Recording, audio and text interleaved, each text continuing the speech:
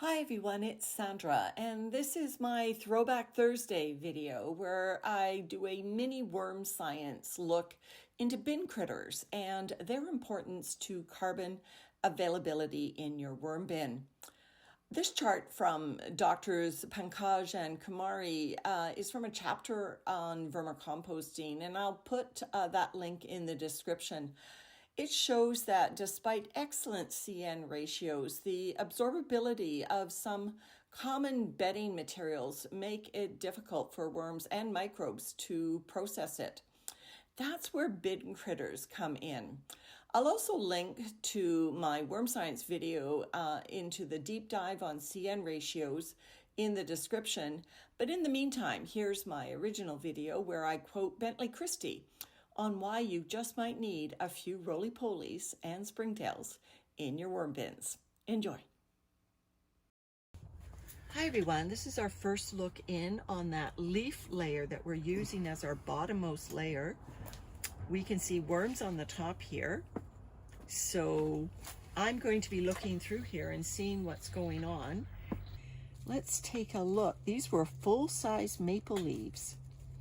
Now, I mentioned in one of my other videos that Bentley Christie's blog said worms and microbes can't get into full-size leaves.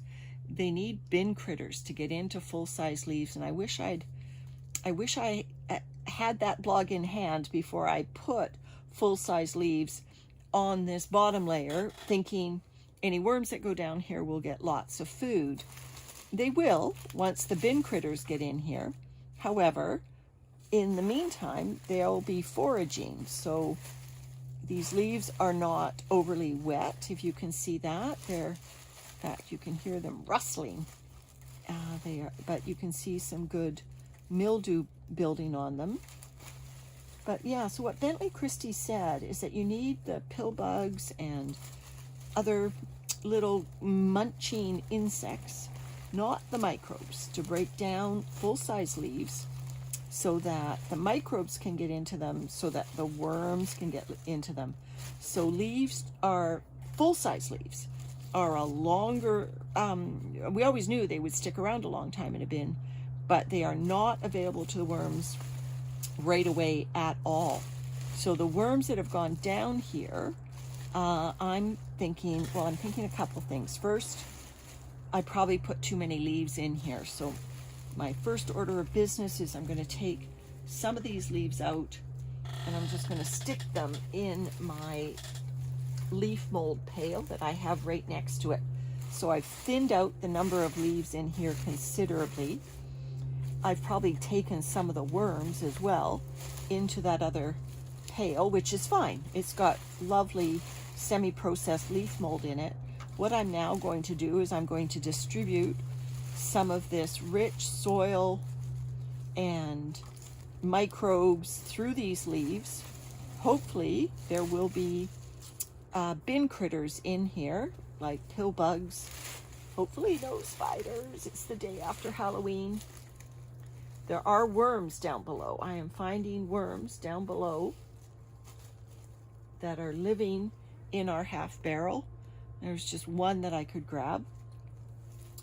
So there are worms down here. It is moist enough. There's another worm. It's moist enough for the worms, and it will be moist enough for these leaves if we can get some bin critters to help this decomposition out.